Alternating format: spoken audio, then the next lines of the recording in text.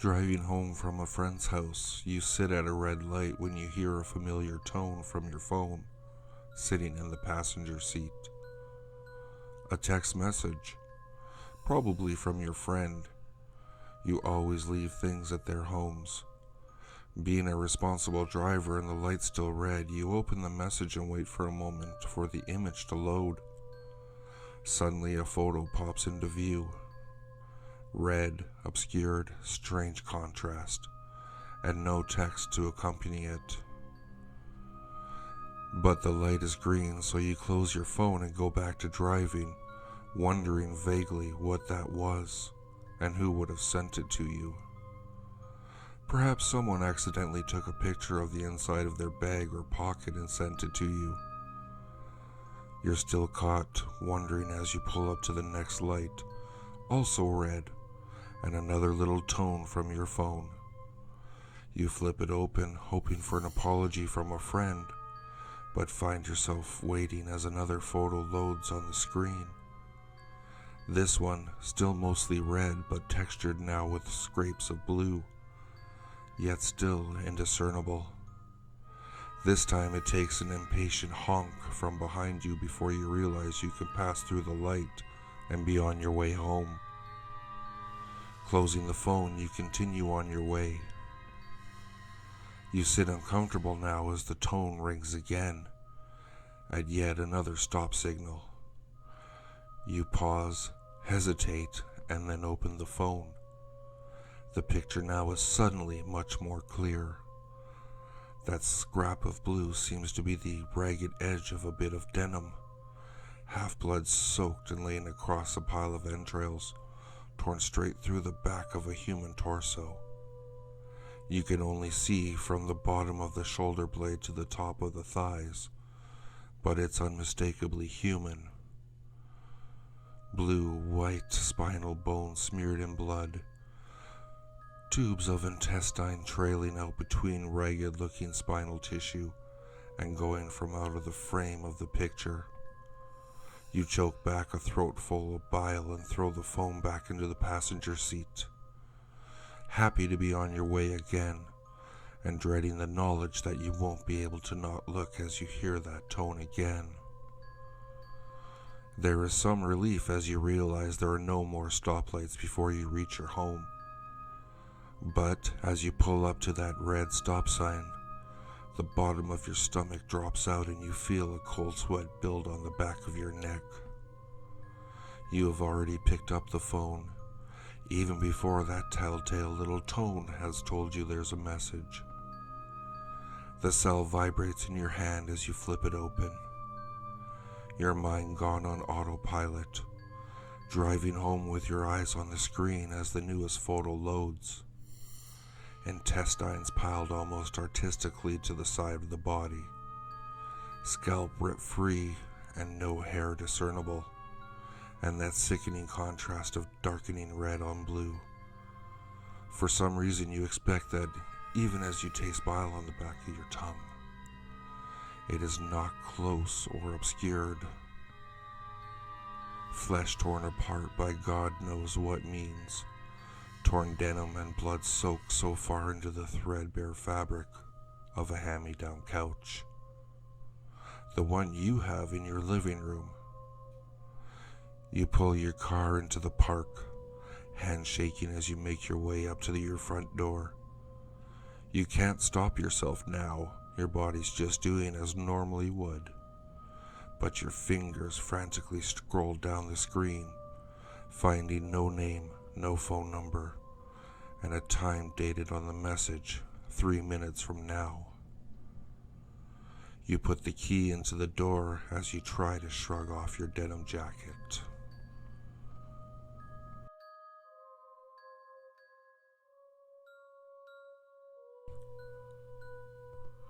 When I was in elementary school, my father would often take me hiking in the mountains. One night we had stayed out too long and it began to grow dark. A thick fog drifted over the hillside and we could barely see the path in front of us. My father was holding my hand to make sure I didn't fall. As we made our way down the slope, I noticed a small, shadowy figure appearing out of the mist on the path ahead. My father suddenly squeezed my hand very tight. "Ow, Dad, that hurts," I cried. My father looked down at me. His face was grim. "Close your eyes," he barked, "and don't open them again until I say so." His tone of voice was so stern that I did as I was told without questioning it. He kept a tight grip on my hand, and with my eyes tightly shut, I stumbled along beside him through the fog.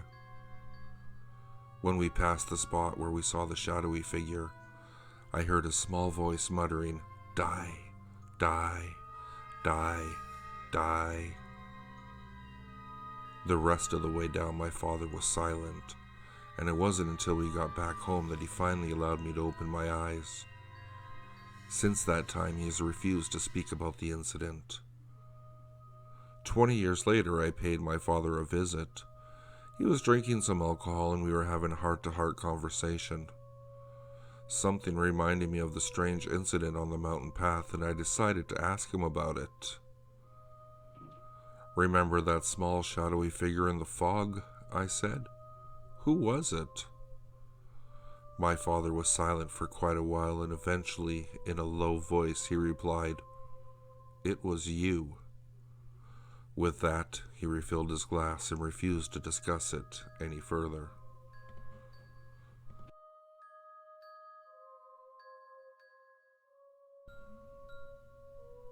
In a small orphanage in a small village in Russia, there is a young boy.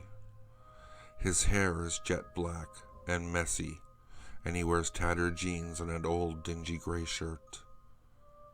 Nothing is known of him. For 10 years, he sat in the bed in his room, never moving, never blinking, never eating or sleeping. In the 10 years, he has not seemed to age at all, continuing to look like a 7-year-old boy. The only thing that proved he was alive is the slow rise and fall of his chest as he breathes, and the refusal to take his eyes off anyone who enters the room alone. A lone psychiatrist came over in an attempt to find out why the boy had done nothing in 10 years. He entered the room and shut the door behind him. 30 minutes later, the orphanage's nurse came to check on the two of them. Opening the door, she saw the child, still sitting, still not moving, eyes fixed on her. However, something seemed different.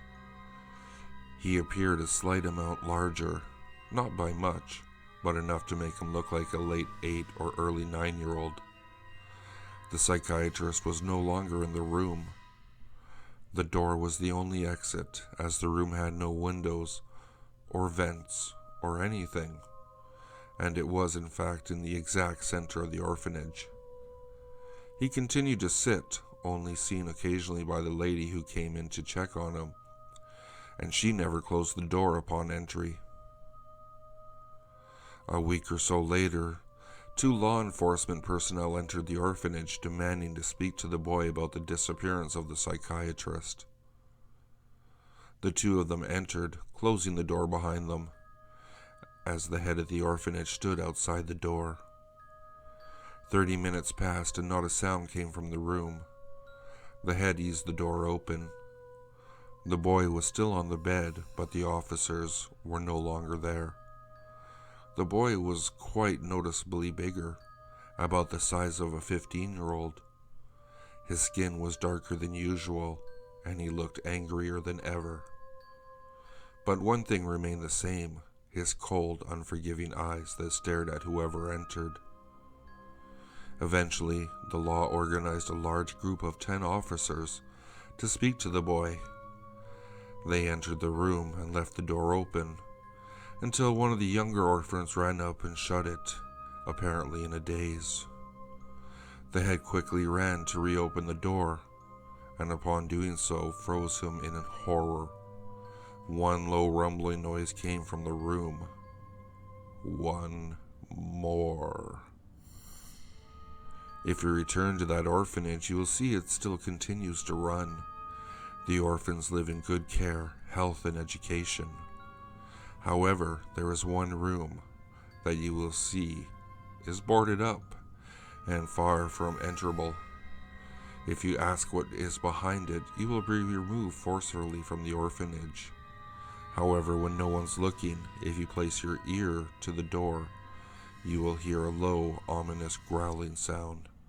And if you listen for a bit, you will hear one more.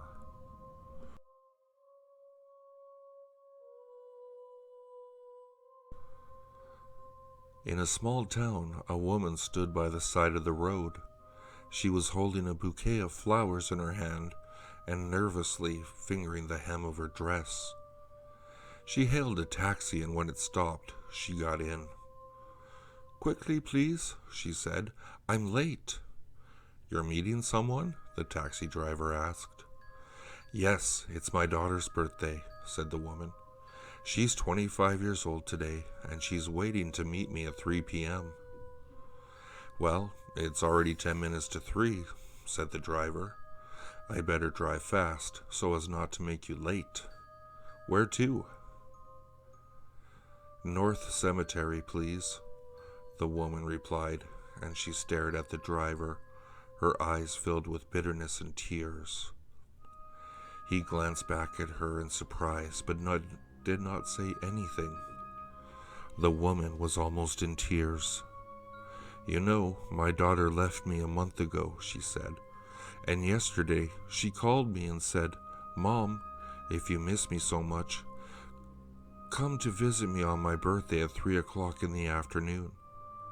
On the woman's face there was a trembling smile. "She's waiting for me." The driver slowed down. There was a traffic jam in front, and none of the cars were moving. "It's okay, we're near enough," said the woman. "I'll make it on foot." She got out of the taxi, paid the fare, and hurried towards the cemetery. The driver watched as she disappeared around the corner. He waited, and eventually the cars in front began to move. As he drove past the cemetery, he saw a familiar bouquet of flowers scattered on the road. There had been a terrible accident. A woman had been hit by a car and killed. It was the same woman who had been in his taxi. The driver looked at the clock. It was exactly 3 p.m.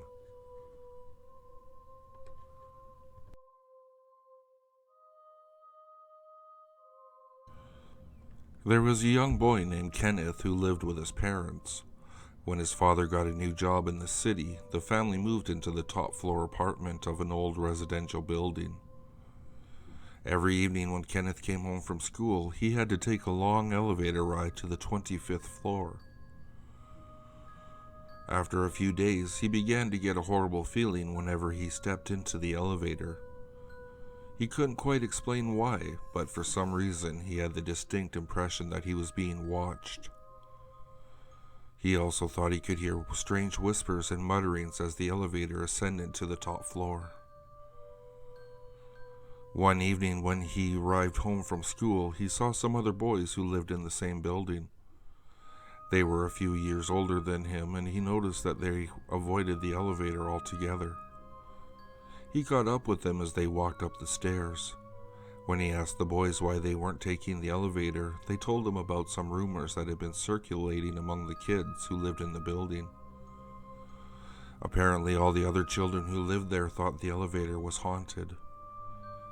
They said they heard disturbing shrieks and moans coming from the elevator shaft.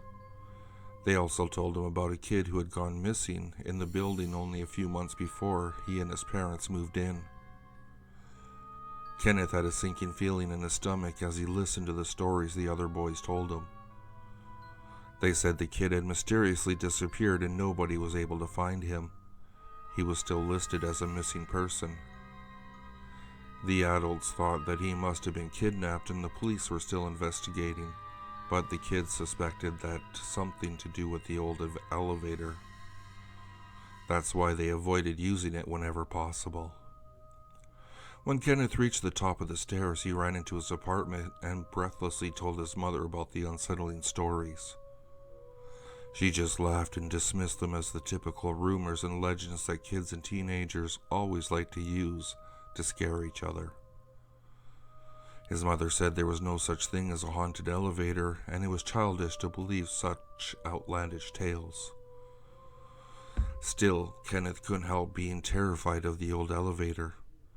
He took to using the stairs as much as possible, even though it was a very long climb, and it left him tired and out of breath. The only time he would use the elevator was when his mother or father were with him. He figured that nothing would happen to him as long as one of his parents was there to protect him. One evening, Kenneth came home late after football practice. He was deathly tired and was really dreading having to climb the stairs. He walked into the lobby of the residential building and breathed a sigh of relief when he saw his mother standing there, with her back to him waiting for the elevator. The doors opened and she stepped inside. Kenneth jumped in after her.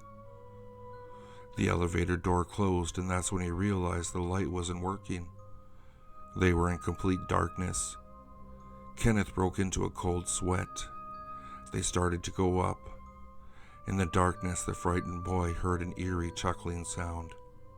"Mom, did you hear that?" he asked nervously. As the elevator ascended, the chuckling grew louder. It sounded like evil laughter. "That's the sound I told you about, Mom," he said, shaking with fear. A chill ran down his spine when he heard a deep voice reply, "You really believed I was your mother?"